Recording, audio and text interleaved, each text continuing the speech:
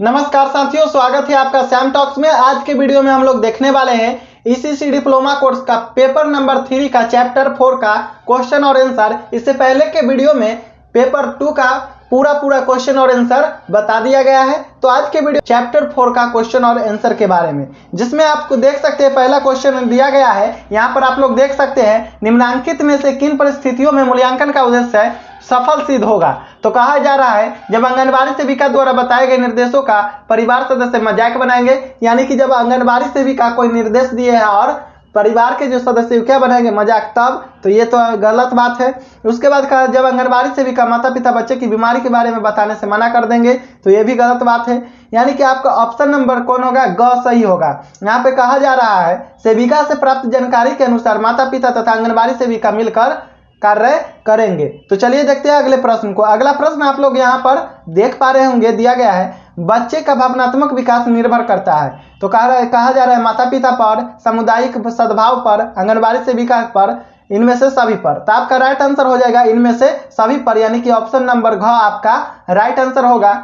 इसके बाद देखिए अगला प्रश्न दिया गया है। अगला प्रश्न आप लोग यहाँ पर देख सकते हैं, दिया गया है, क्या दिया गया है आप लोग यहाँ पर देखिए, प्रारंभिक बाल्यावस्था देखभाल और शिक्षा के अंतर्गत मूल्यांकन का उद्देश्य है। तो मूल्यांकन का क्या उद्देश्य है इसके अंतर्गत, तो यहाँ पर आप लोग देख सकते हैं, दिया गया है, बच्चों के विकास की दशा का अध्ययन कर उसमें सुधार लाना, बच्चों का अंक एवं प्रमाण पत्र देकर विद्यालय के लिए तैयार करना, बच्चों को परीक्षा की परिस्थितियों के लिए तैयार करना। यानी कि इनमें से सभी आपका सही आंसर होगा, यानी कि ऑप्शन नंबर घ इसका सही आंसर होगा। इसके बाद देखिए अगला प्रश्न आप लोग यहाँ पर देख सकते हैं, मूल्यांकन प्रविधि क्या दिया गया है, मूल्यांकन प्रविधियों की सफलता निर्भर करती है। तो मूल्यांकन प्रविधि की सफलता किस पर निर्भर करेगी, तो देखिए मूल्यांकनकर्ता की समीक्षा क्षमता पर, इस पर निर्भर करेगी। यानी कि ऑप्शन नंबर का आपका सही आंसर होगा।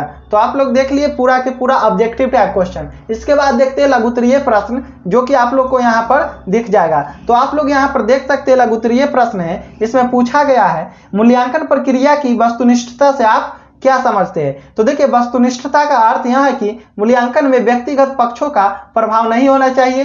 स्पष्ट है कि ज्ञानात्मक क्षेत्र में मूल्यांकन में वस्तुनिष्ठता भावनात्मक क्षेत्र की तुलना में अधिक होती है। इसके अलावा आप लोग यहाँ पर देखिए, दिया गया है, प्रारंभिक बाल्यावस्था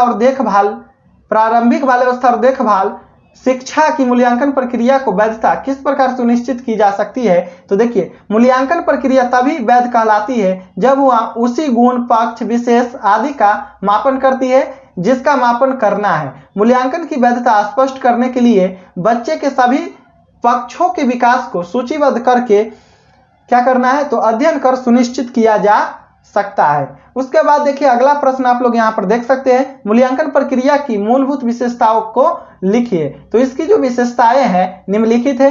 मूल्यांकन प्रक्रिया की विशेषता कौन कौन सी है, तो वस्तुनिष्ठता, वैधता, विश्वसनीयता और व्यवहारिकता, ये सभी मूल्यांकन प्रक्रिया की मूलभूत विशेषता है। उसके बाद देखिए अगला प्रश्न पूछा गया है, मूल्यांकन का उद्देश्य बताएं। तो मूल्यांकन का उद्देश्य निम्नलिखित है, जिसमें है किसी भी शैक्षणिक कार्यक्रम की दशा एवं दिशा को समझना, शैक्षणिक कार्यक्रम का समुचित विश्लेषण करना, पूर्व निर्धारित उद्देश्यों की प्राप्ति किस स्तर तक हुई है इसको देखना, यानी कि लेवल को देखना, बच्चों की कठिनाइयों, कमियों एवं गुणों को जानना।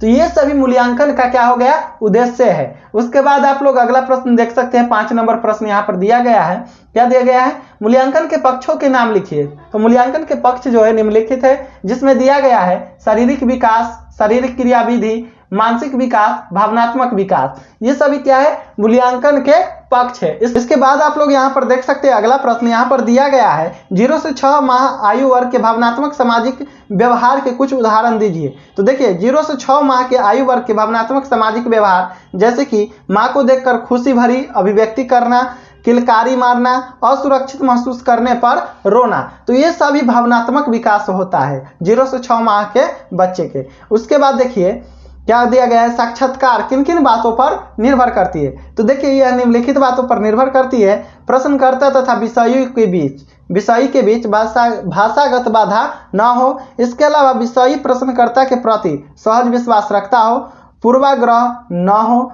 इसके अलावा प्रश्न सटीक व स्पष्ट हो। तो ये सभी साक्षरता की बातों पर निर्भर करती है। उसके बाद देखिए अगला प्रश्न दिया गया है, आप लोग यहाँ पर देख लीजिए, दीर्घ उत्तरीय टाइप का प्रश्न है। तो आप लोग यहाँ पर देख सकते हैं, पहला प्रश्न है प्रारंभिक बाल्यावस्था देखभाल और शिक्षा के अंतर्गत मूल्यांकन के लिए प्रयुक्त प्रविधियों का सोदाहरण वर्णन करें, यानी कि उदाहरण के साथ इसका क्या करना है, वर्णन करना है।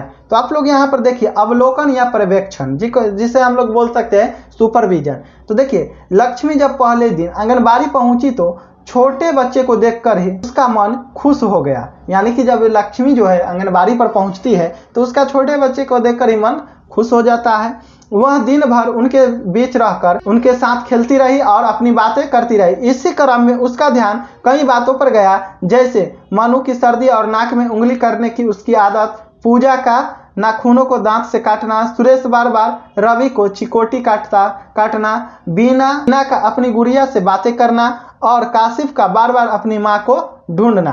तो इन सभी बातों पर लक्ष्मी का ध्यान गया। अब देखिए बातों ही बातों में बच्चों के बीच रहकर वो उनके बारे में काफी कुछ जान गई थी।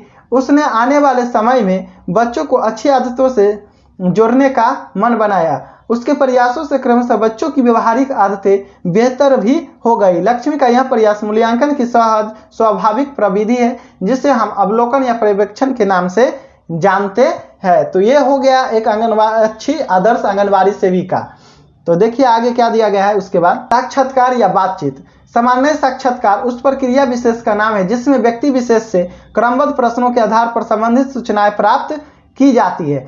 जांच सूची के भांति इन प्रश्नों का प्रत्युत्तर केवल हाँ या नहीं में देना होता है, न देकर व्यक्ति अपनी समझ का प्रयोग कर विस्तृत रूप से दे सकता है। प्रारंभिक बाल्यावस्था देखभाल और शिक्षा के क्षेत्र में इस परिविधि को समझने के लिए निम्नलिखित उदाहरण पर ध्यान देना चाहिए। देख सकते हैं आप यहाँ पर दिया गया है, अपने क्षेत्र के बच्चों के आरंभिक विकास के मूल्यांकन की जिम्मेदारी जब मनप्रीत के दी गई तो उसे लगा कि बच्चों की समीक्षा के साथ साथ उनके परिवेश तथा परिस्थितियों का आकलन भी आवश्यक है। साथ ही उनके विकास के संदर्भ को समझने के लिए उनके परिवार तथा समुदाय के विचारों से अवगत होना भी आवश्यक है।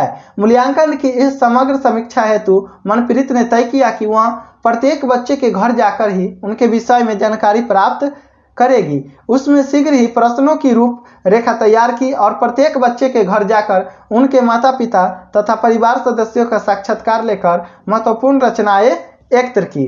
इसके बाद देखिए अगला प्रश्न दिया गया है, प्रारंभिक बाल्यावस्था क्या है, प्रारंभिक बाल्यावस्था देखभाल और शिक्षा को सफल बनाने में परिवार तथा समुदाय की भूमिका को लिखिए। तो आप लोग यहाँ पर देख सकते दिया गया है, यह सर्वविदित है कि जीवन के आरंभिक काल का समुचित विकास माता पिता परिवार तथा समुदाय के समेकित प्रयासों का ही परिणाम है।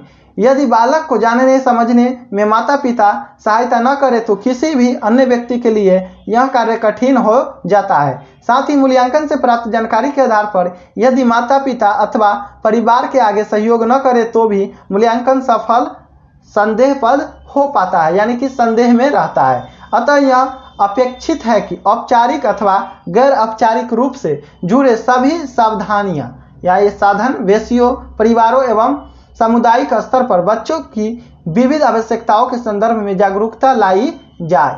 परिवार तथा समुदाय की सक्रिय सहभागिता के बिना प्रारंभिक बाल्यावस्था देखभाल और शिक्षा के मूल्यांकन के वास्तविक उद्देश्य तथा विकास को प्राप्त करना दुष्कर कार्य है। यानी कि आप जब तक नहीं उसके परिवार और समुदाय का साथ लीजिएगा तब तक आप किसी भी बच्चा के बारे में सटीक जानकारी प्राप्त नहीं कर सकते। इतना कहानी में यही सब बातों पर बल दिया गया है। तो आप लोग इतना देख लिए, तो आज के लिए इतना ही।